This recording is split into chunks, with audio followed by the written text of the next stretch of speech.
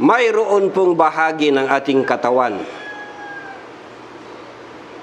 malambot na laman, walang buto,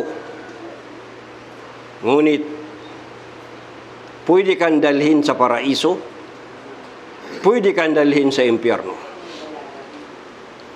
Ano ang tinutukoy natin, mga kapatid, sa pananampalataya ay walang iba kundi ang dila, ang ating dila.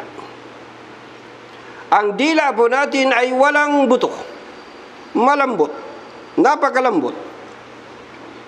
Ngunit hindi po ito madali makontrol.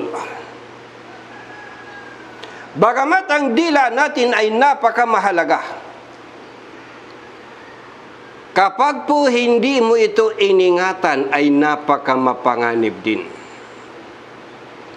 Ginagamit natin ang ating dila sa maraming bagay, pakikipagkalakal, mga gawain na hanap buhay. Ginagamit natin ang ating dila sa pagbigkas ng mga gawaing ibadah, paghingi ng kapatawaran sa Panginoong Allah, pagpupuri sa Panginoong Allah. Napakarami ang napaggagamitan na kabutihan ng dila, ngunit kapag hindi ka maingat, nagagamit rin ito sa chismis. Nagagamit din ito sa paninirang puri. Nagagamit rin ito para durugin ang puso ng kapatid mo. Nagagamit rin ito, at ito ang pinakatopiko natin, nagagamit din ang dila sa pagsisinungaling, pagtatakip ng katotohanan. At ito, mga kapatid, sa pananampalataya ang ating paksa tungkol sa pagsisinungaling. At napakamapanganib ang pagsisinungaling. Ano ba ang sinabi ni Propeta Muhammad sallallahu alaihi wasallam?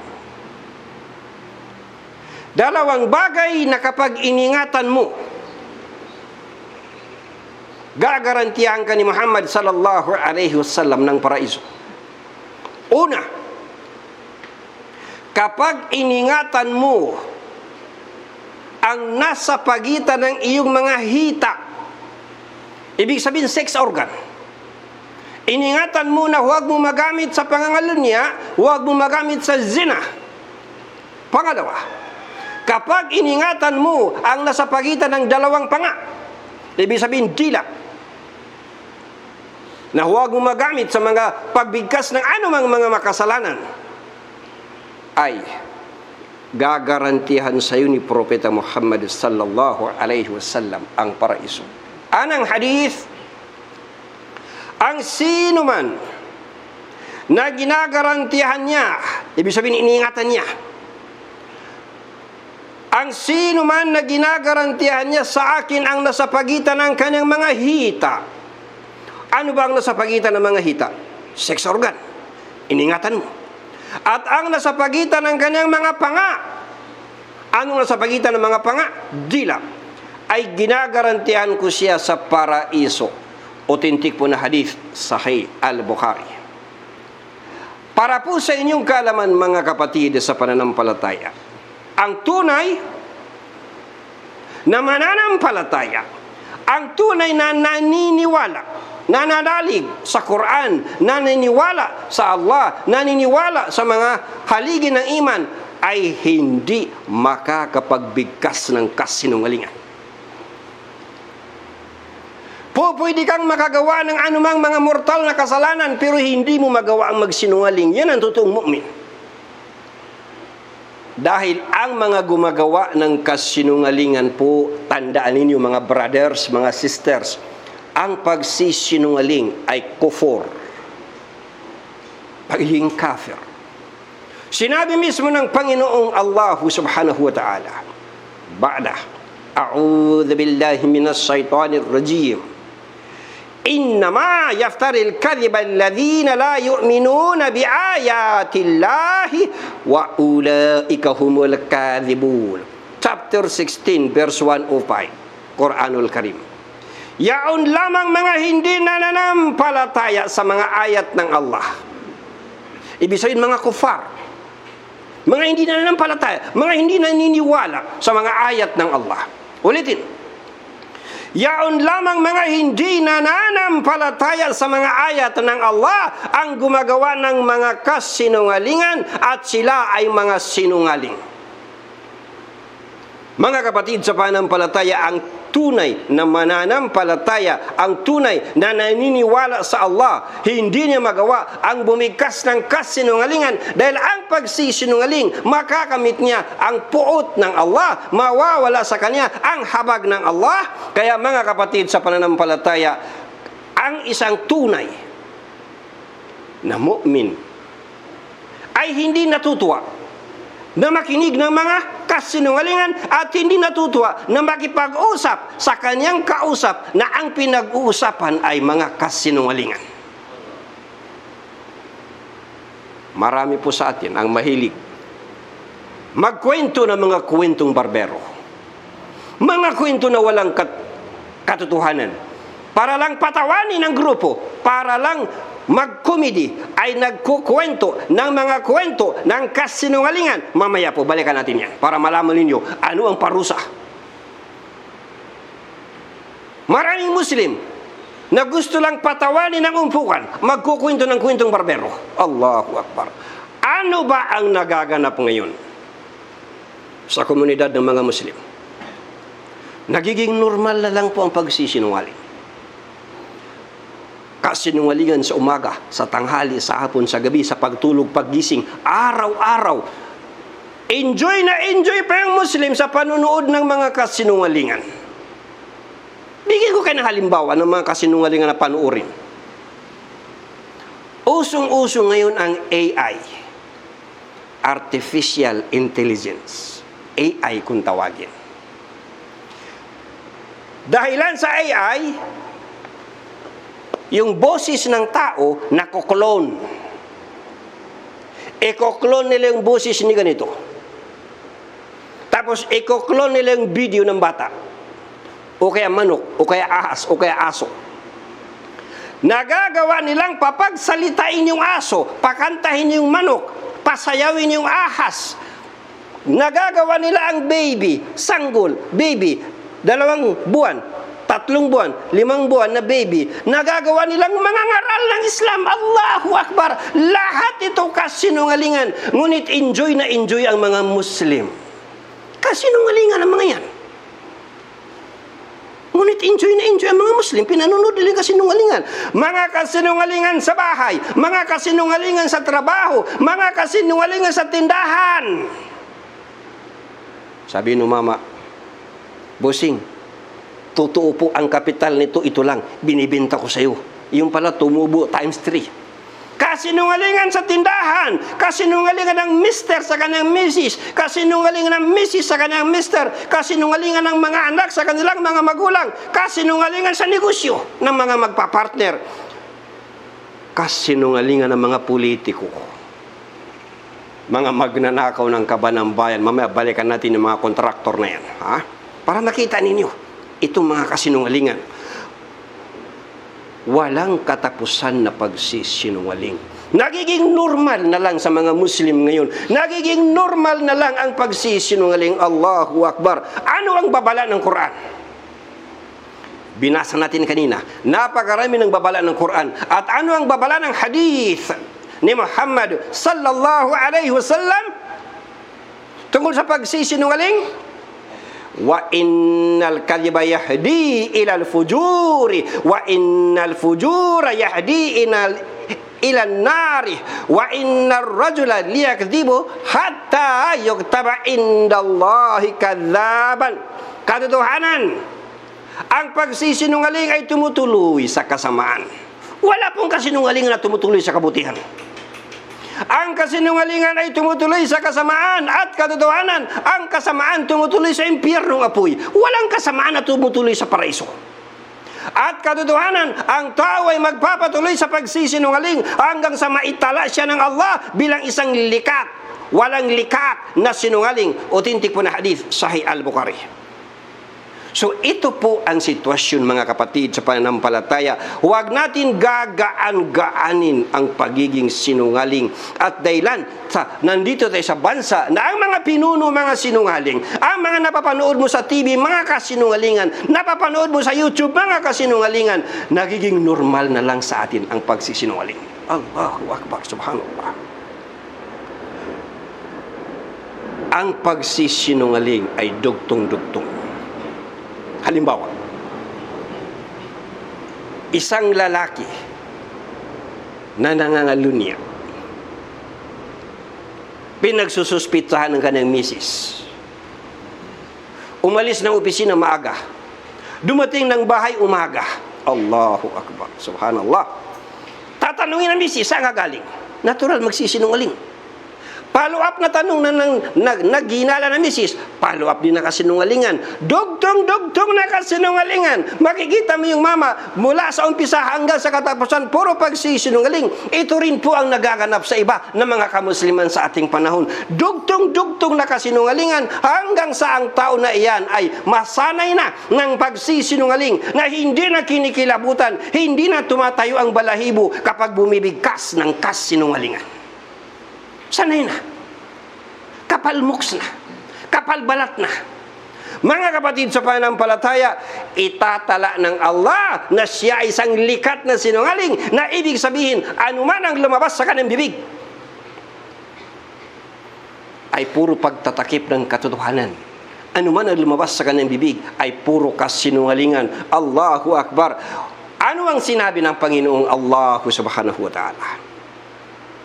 Dagdag pa sinabi niya, wala talbisul haqqa bil batili wa taktumul haqqa wa antum ta'lamun. Chapter 2 verse 42 Quranul Karim.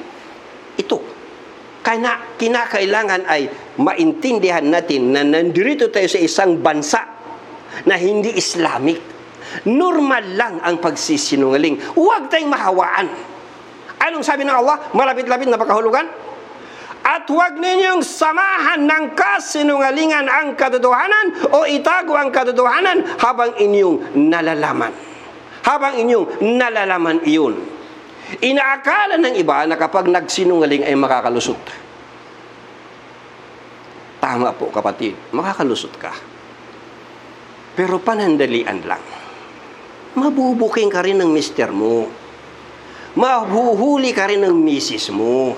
Mahuhuli ka rin ng boss mo sa kumpanya na ninanakaw mo yung oras. Tingnan ninyo itong nangyari sa flood control scandal. Lusot. Sa umpisa, lusot yung ibang mga senador. Sa kanilang pagsisinungaling. Ng 15%, 20%, 30% sa kontrata. Nakaw, nakaban ng bayan. Lusot. Ibang kongresista, lusot din. Mga taga DPWH, lusot din.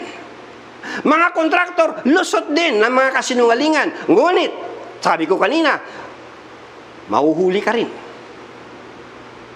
Dumating ang baha. Nawasak ang mga project na yan. Nalaman ng taong bayan na mga peke pala ito na mga project na winan 2, 3. Ngayon, anong resulta? Eto. Sinasangag sila sa Senado, sinasangag sila sa Kongreso. Ang kaduluduluhan, bilanggo mga senador, bilanggo mga kongresista, bilanggo mga kontratista, bilanggo mga opisyal ng gobyerno. Ibig sabihin kapatid sa pananampalataya, huwag na huwag mong isipin na makakalusot ka rin. Puputok at puputok rin yan. Yang pagsisinungaling mo. Sa misis mo, pagsisinungaling mo, sa magulang mo, pagsisinungaling mo, sa negosyo, puputok rin yan at ikaw rin na masasabukan. Ang pagsisinungaling mga kapatid ay parang droga. Nakaka-addict. Yung mama, wala nang lumalabas sa kanyang bibig kundi puro kasinungalingan. Habang nagsisinungaling, lalong lumalalim ang kanyang pagsisinungaling. Lalo siyang na-addict sa pagsisinungaling hanggang sa dumating yung punto na ang kanyang anumang sabihin niya ay hindi nakapanipaniwala dahil puro kasinungalingan. Ganun din po sa Islam. Bawal din po sa atin ang white lie. Ano bang white lie? Halimbawa, yung anak mo na nagpa-practice lumakad 2 taon. Tinatawag mo, anak, halika anak, ito kindi oh, kindi. Kung wala kang hawak na kindi, pinagsisinungalingan mo yung anak mo, itinatala ng mga malaika ang pagsisinungaling mo. At dahilan sa normal na lang ang pagsisinungaling mo, lalaki yung bata na ang kanyang kalalakihan ay normal lang ang pagsisinungaling. Pag naging adult yung bata, normal lang sa kanyang pagsisinungaling. Pag siya ay nagkaroon tungkulin sa gobyerno o saan man sa pribado, nagiging normal na lang ang pagsisinungaling. Nakatulad ngayon na nagaganap sa ating bansa kung bakit ay nagdurusa dito sa Pilipinas. Dahil ang mga kawatan, mga buhaya ng bayan, ang kayamanan ng sambayanan ay itinatago sa mga Swiss banks dahil sa mga kasinungalingan. Nagdurusa tayo. Allahu Akbar. Kailangan mga kapatid sa pananampalataya na matutunan natin, maintindihan natin na ang pagsisinungaling ay isa sa mga katangian ng munafiq. Anong ibig sabihin ng munafiq? Peke na Muslim, pretender, Muslim kuno, Muslim-Musliman, pero ang totoo galit sa Muslim. Lumalabas sa kanilang bibig Islam, pero ang totoo galit sa Islam. Ang tawag nito munafiq, kaya nga ba silang ilalagay sa kaila-ilaliman ng impyernong apoy. Pagsisinungaling ang isa sa anyo ng pagiging munafiq. Ano sabi ng hadith? Ang mga tanda ng isang munafiq ay tatlo. Number 1, kapag nagsasalita siya, nagsisinungaling. Number 2, kapag nangangako siya, sinisira niya ito. Number 3, kapag pinagkakatiwalaan mo, ay hindi mapagkakatiwalaan. Pinaka-authentic na hadith, Sahih Al-Bukhari. Kaya, sinabi mismo ng Allah subhanahu wa ta'ala na ang mga munafiqun ilalagay sa kaila-ilaliman ng impyernong apoy. Innal munafiqina fi darkil asfali minan nari walan tajida lahum nasira. Chapter 4 verse 145 Quranul Karim. Katotohanan,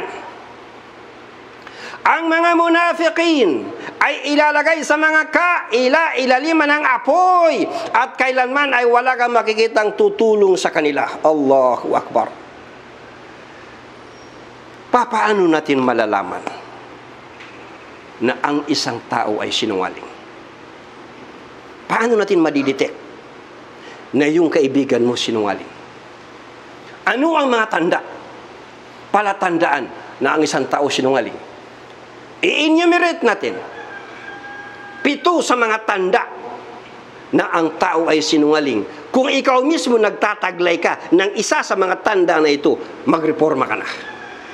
Pakinggan mo ha. Tapos i-double check mo ang sarili mo. Number 1, na tanda ng pagiging sinungaling. Wala siyang kahihiyan. Kapalmoks. Hindi siya mahiya gumawa ng kasalanan. Wala siyang karangalan para itulak ang sarili para gumawa ng tama. Wala siyang karangalan na para pigilin ang sarili sa paggawa ng kasalanan. Makikita mo proud pa sa paggawa ng kasalanan.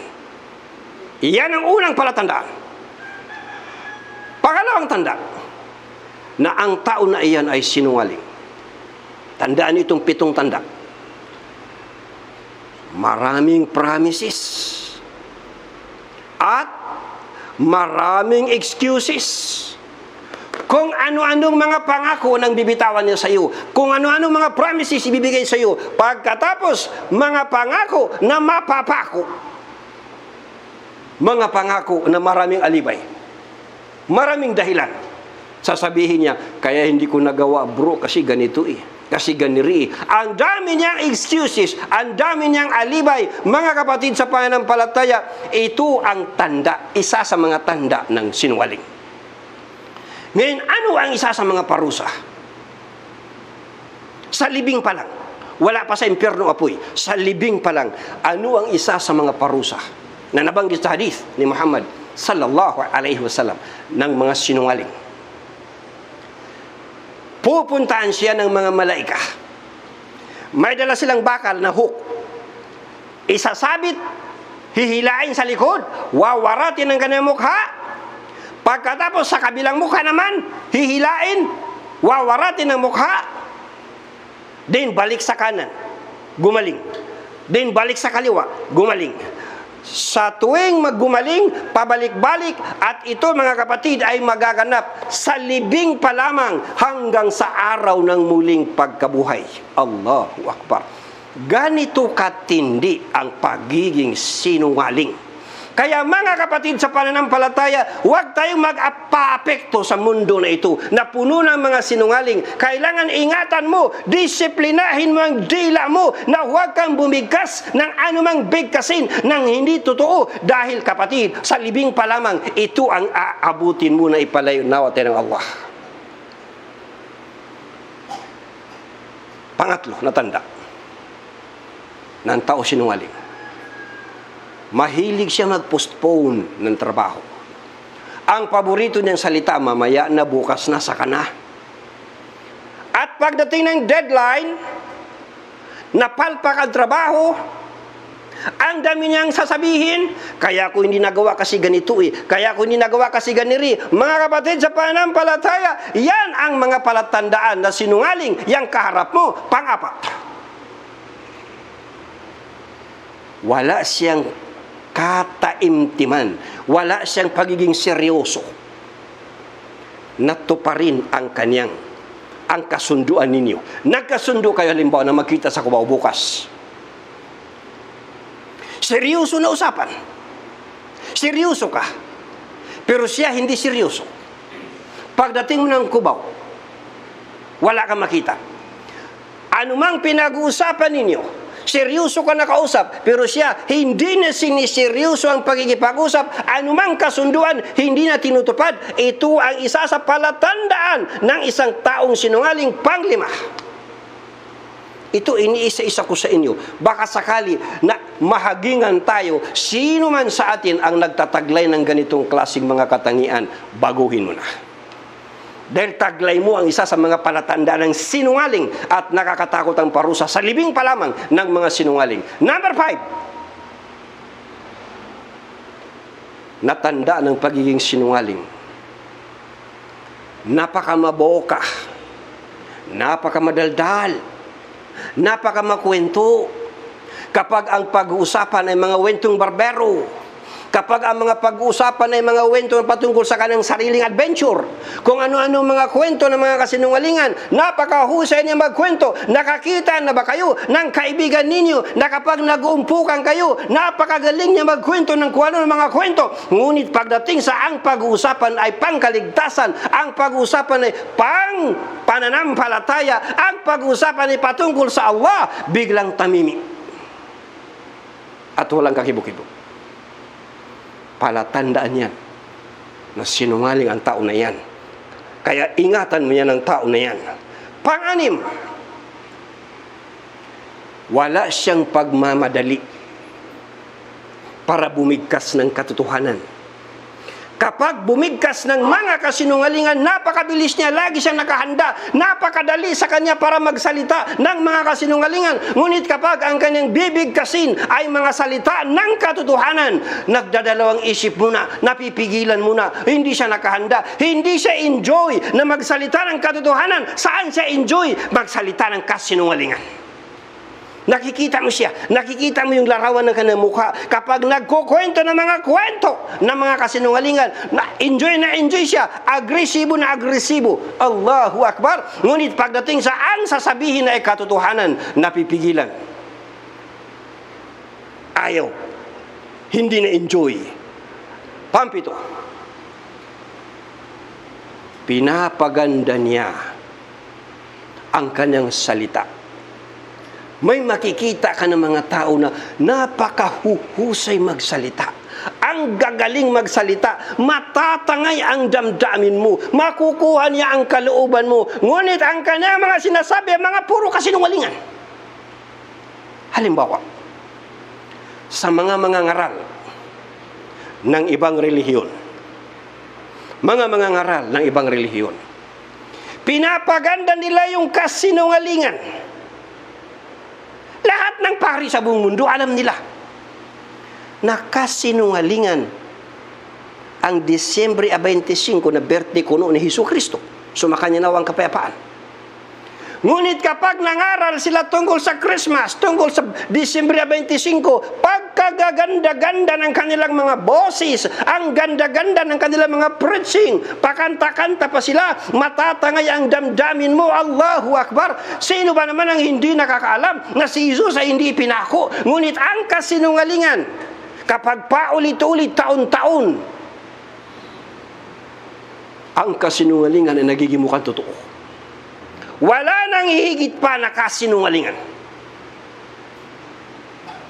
sa pagsasabi na Diyos ang rebulto, Diyos ang santo, Diyos ang propeta, Diyos ang anghel, Diyos ang araw, kung ano-anong nilalang, kung ano-anong nilikha. Wala nang iba pang higit sa kasinungalingan na sabihin nila nagkaanak ang Panginoon. Allahu Akbar.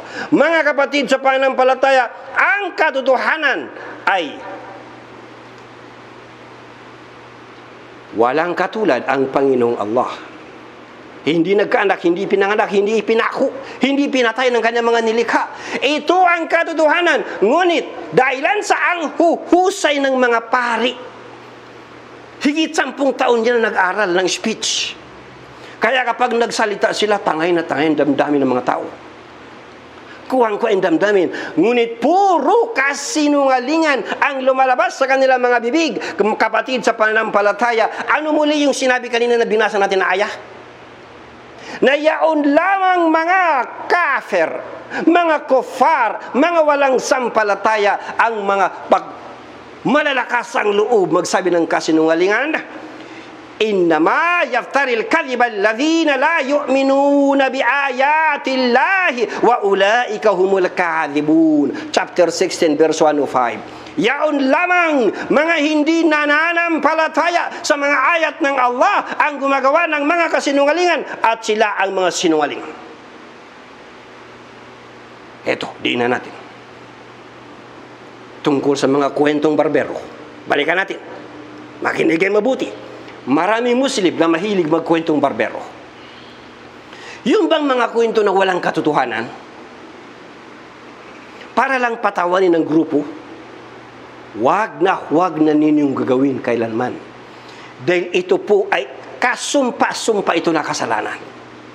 Makikita mo yung mama, magkukwento, tapos palakpakan naman kayo, tuwan-tuwa kayo. At ang kwento niya kasinungalingan. Sa Islam, pati na ang pabiro na pagsisinungaling ay haram sa atin dahil kasumpa-sumpa sa Panginoong Allah ang magkwento ng kasinungalingan. Mayroon kapag makikita ng mga Muslim, Allahu Akbar, hindi natin alam paano nagkakasya sa kanilang bibig.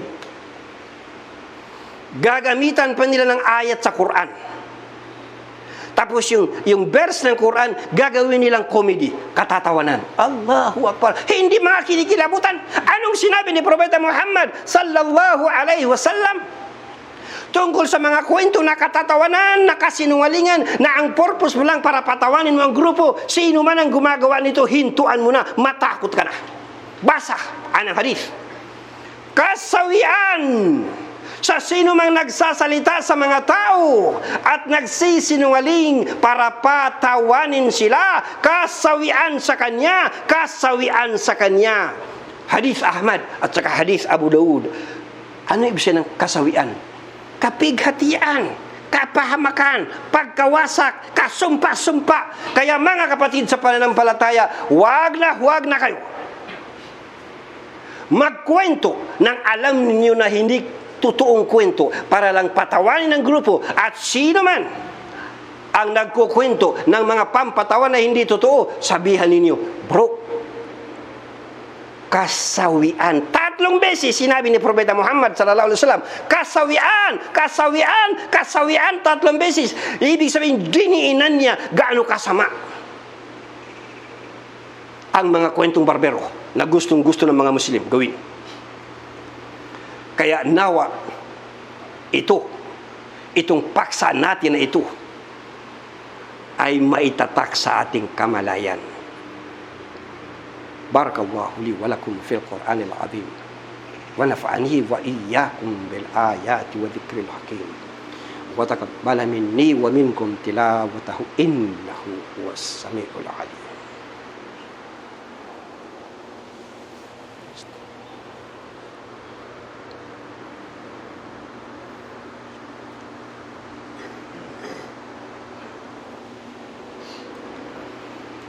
Alhamdulillahi hamdan katsiran kama amar.